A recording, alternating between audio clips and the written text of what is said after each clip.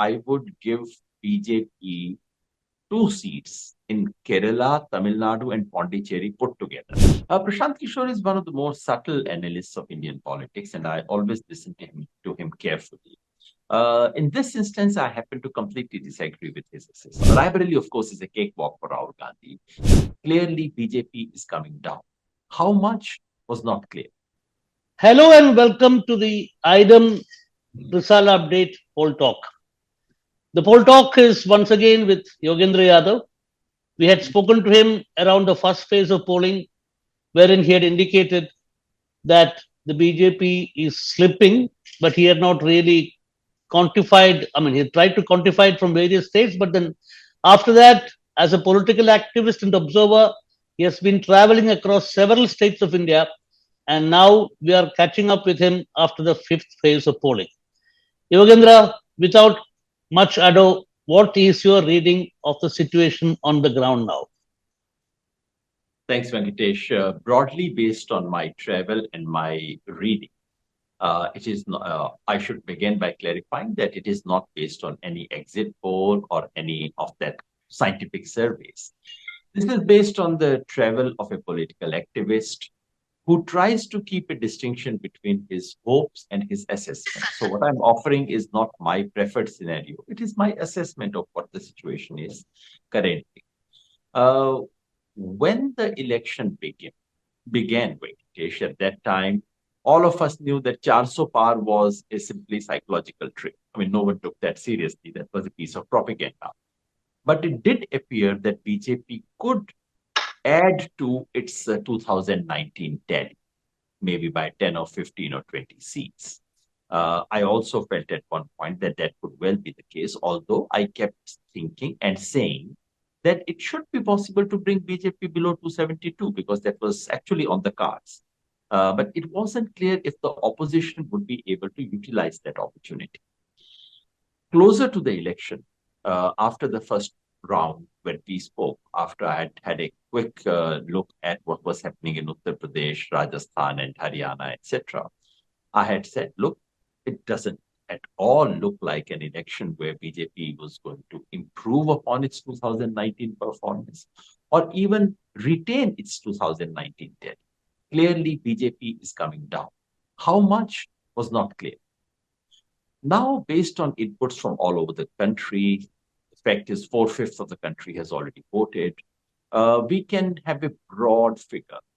My sense is now we can rule out the possibility. Now I would say we can certainly rule out the possibility of BJP repeating its performance of 2019. My sense is that BJP is definitely below 272, the majority mark. How much below that is uncertain. But if you ask me, my broad sense would be somewhere between 240 and 250, somewhere around that is where I would place the BJP. Which is to say, with its NDA alliance, BJP may still be able to cross the 272 mark. That is, as of today, it's possible. Although you cannot rule out the possibility that if BJP's losses are big in Uttar Pradesh and in Rajasthan and in Maharashtra, bigger than we are anticipating, and if BJP loses a significant chunk of, a handful of seats at least in Gujarat, Madhya Pradesh, etc. as well. In that case, it is possible that NDA could also fall short of majority. But as of now, that doesn't look quite clear. The India coalition is somewhere around 225. Congress alone may be a little short of 100 or could make up 100. That's broadly the picture as it looks now. But these are just very broad estimates, and please treat all these figures as indicative rather than precise figures. Right. I mean, you have been saying that. You specifically referred to the states of Uttar Pradesh, Rajasthan, and Maharashtra. Do you have some numbers on how many seats the BJP is going to lose in Maharashtra? How many seats they're going to lose in Uttar Pradesh? Rajasthan, we have already discussed. Yeah. Maharashtra now is complete. All the constituencies have polled. And the final round has gone very badly for the NDA because Mumbai seems to have clearly voted BJP out. And the dispute about which is the true Shiv Sena, it seems has been resolved in favor of Uddhav Thackeray, which seemed to be the case, but that seems to have been resolved. So looking at all that, my sense today is BJP is losing at least 20 seats. Sorry, NDA is losing 20 seats. BJP alone may lose only 5 or 7 seats, partly also because BJP is contesting more number of seats this time than last time. So Right. BJP's own losses may be smaller, its allies' losses would be bigger, but I would put it around 20 seats. Most of while BJP did somewhat better in Vidarbha and in some of the following rounds. The last round, to my mind, has been particularly bad for the BJP and its allies. Okay. What about Uttar Pradesh? Uttar Pradesh is the heart of the dispute. BJP initially said that they could make up for the losses elsewhere in Uttar Pradesh. They could go up from 62 seats that they hold and 64 with the allies that they hold. But situation has gotten worse and worse for the BJP as it's Polling been is quite bad in Awadh for BJP, and I expect the last that round is also to that be. that is the Awadh is the fifth phase of polling, right? That's Yeah, right. Yeah, that's where right. Raebareli, So Amethi, Ayodhya, all these seats. Barabanki, Mohanlalganj, and Unnao, all these seats went to polls. So yes, in the Awadh part has gone bad for the BJP, and the last round, which is around Banaras, not Banaras itself, but around Banaras, that entire, also Ghazipur and that entire belt, that is also likely to go seriously against the BJP. So all in all, I would rule out the possibility of BJP improving upon its performance of 2019. I would also say it's highly unlikely that BJP can repeat its performance. It is coming down. BJP's margin, which was about 13 percentage points, is at least half of what it was earlier. So I would say BJP is still in the lead and would lose at least 10 seats. So to my mind, the figure is BJP at 52, if you say loss of 10 seats. So BJP Yeah, above 50, but not much beyond that. So it's a net loss of about 10 seats in Uttar Pradesh. from the 2019 elections, from the what Yes. is yeah. This still is a Uh, victory, Venkatesh, though, because if you remember in 2000, 1989, 91, and so on and so forth, when BJP used to win in Uttar Pradesh, it would normally get 51 seats, 53 seats, something of that yeah, kind. yeah, Back to yeah, that. yeah. No, that is true. But I've also been hearing, I've also been traveling in certain parts of Uttar Pradesh. And of course, I could very clearly see that Raebareli is a very clear victory for Rahul Gandhi. He's probably winning with a very good majority. But I'm also listening interesting things from Amethi, Ayodhya, and the Gonda region where Brajbhushan Saran Singh's son is contesting. Are you also getting the same impression? I'm not so sure about Kesargarh. I don't understand that constituency that well. But yes, from this entire Awadh belt, Raebareli, of course, is a cakewalk for Rahul Gandhi. Even Amethi looks like Congress can pick Amethi, where Mr. K.L. Sharma, and then in a sense, while everyone said, why did Rahul Gandhi not contest from Amethi? But in retrospect, actually, if Congress is nobody, manages to defeat Smriti Iran, it will actually be a much bigger news than it would Yeah, otherwise yeah, be. yeah, yeah. In the neighboring places of Faizabad, which includes the town of Ayodhya, that city, and the nearby areas, other than Lucknow itself. In Lucknow, BJP is very strong, but just outside Barabanki, Mohanlalganj, and so on. My sense is that in all these places, BJP's margins of victory were somewhat narrow, smaller than usual. The resentment is much bigger. And the opposition, I said, could pick at least half the seats that went to polls in the last round, in the fifth round. So, yes, I agree that they have done well. I'm not entirely sure of what's happening in Bundelkhand. All the 4 seats went to polls in the 5th round. My impression was that BJP wouldn't lose much, except perhaps Banda. The reports from the ground seem to suggest otherwise, but I'm not so sure about how to read Bundelkhand. Right, right. Did you travel in West Bengal by some chance? Did you? I did not travel personally, but my colleagues from Bharat Jodo Abhiyan have been traveling. Everyone's impression is there's no way BJP can cross 12. But sometimes we tend to underestimate the BJP. What we can say with some degree of certainty, to my mind, is that BJP is not improving upon what it had last time. Remember, 18 But seats. that was the impression in the beginning of the elections that BJP may go up to 25. And there is also a stream of opinion even now that the left Congress is showing some signs of revival, and that could ultimately damage the TMC and help the BJP.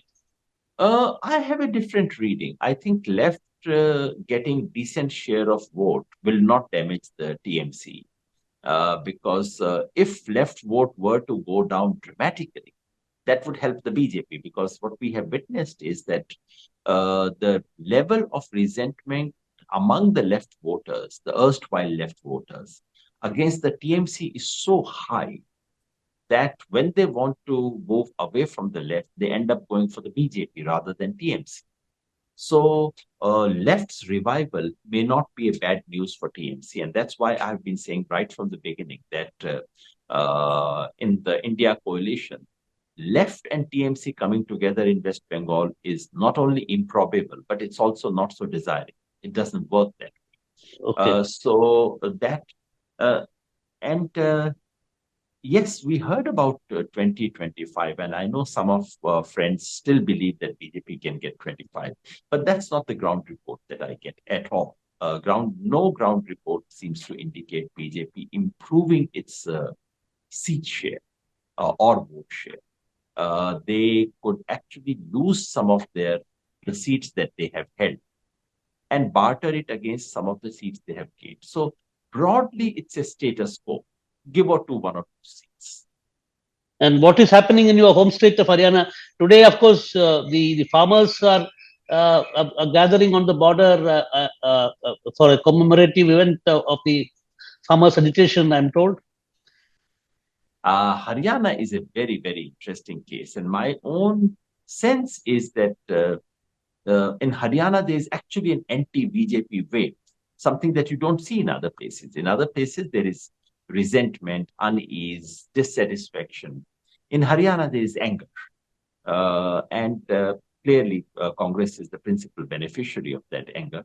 And it appears that Congress is all set to get at least 6 seats in Haryana. It could go up to 8. You never know. Because Okay. once things start going Out of 10 seats. Out of 10, and BJP held all the 10 seats, and BJP's margins in most of the seats were huge margins, except Rohtak. In most seats, BJP had very large margins. So Haryana, the pendulum is absolutely swinging to the other end. Right. And it's a curtain raiser for assembly elections in Haryana. Right. I'll just ask 2 more questions. I mean, I know that you are also hard pressed for time. What is your take on Delhi? I mean, see, after Kejriwal's arrest and release, how do you see the situation there? Frankly, I actually have no take. I mean, I live in the city, but unless I do some extensive groundwork and field work, I don't normally open my mouth. So the fact is that I don't have a very clear sense. It seemed that Kejriwal's coming out was a good signal. You see, basically, what is the challenge in Delhi? The challenge in Delhi is there are about 20% voters in Delhi who vote for Aam Aadmi Party in assembly election, but who switch over to Congress to the BJP for BJP. parliamentary election. If the Aam Aadmi Party manages to bring back half of the 20% who swing, then this election could turn completely. The alliance seems to be working okay. It's not great, but it's working. They're at least voting for each other. The rallies have been good. And Arvind Kejriwal's coming out seemed to have prepared the stage for that. But developments since then have not been favorable to Aam Aadmi Party. And also, it has taken a lot of attention and energy away from the election part. Right, right, So right. I don't know how much that would convert. At the moment, I'm just counting maybe a couple of seats to The the India India Alliance. polling. Okay. Finally, Prashant Kishore, who has also kind of been a poll strategist to start with, and then was also launched his own political organization. He also agrees that Modi's vote capturing capacity has come down, but he still believes that that BJP could have more seats than what it had in 2019. How do you analyze such a statement? Prashant Kishore is one of the more subtle analysts of Indian politics, and I always listen to him carefully. In this instance, I happen to completely disagree with his assessment. His assessment is that BJP's losses from Gujarat to Bihar would be very minimal. He says less than 50, sometimes he says maybe 15 or 20, which BJP will make up by its substantial gains in the south and in the east. I have exactly the opposite reading. My reading is that BJP's, yes, I agree that BJP will gain votes in the entire coastal belt. So wherever BJP did poorly last time, it will do better. Wherever they did very well, it will do poor. I mean, that's broadly the equation. Now, to my mind, all the gains of BJP from Kerala, Tamil Nadu, Pondicherry, Andhra Pradesh, Telangana, and Odisha, where the gains stop, all the gains will be about 10 seats of gain for the BJP. That is if they happen. Sorry? That that is if they happen, because gains No, gains in gains in Kerala, gains in Tamil Nadu doesn't looks very unlikely. I'll tell you my assessment. My assessment is I would give BJP two seats in Kerala, Tamil Nadu, and Pondicherry put together. Out of these 60 seats, BJP may be able to pick two. So one or two would be my range. BJP's allies will pick up a couple of seats in Tamil.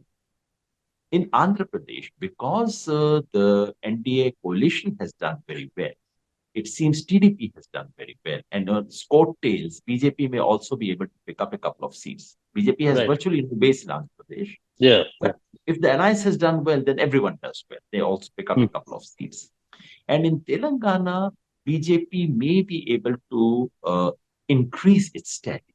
I thought it would not. We tried very hard that it should not, but it may be able to add to its standing, is what I share. The realistic assessment is that it would add a bit. And same in Odisha. So my sense is that BJP itself may be able to gain about 10 seats in this entire belt. And BJP's allies would gain about 15 seats.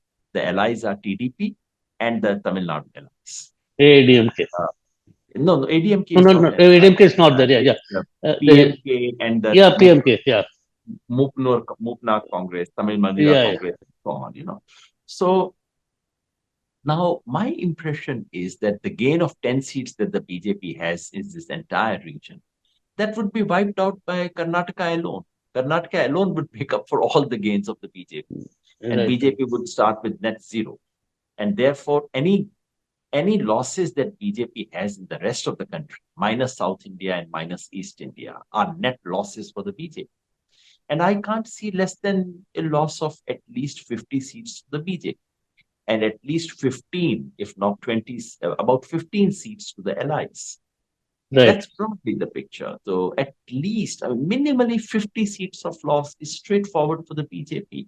That's where my disagreement with I think Prashant Kishore underestimates BJP's losses in this entire region from Gujarat to Bihar.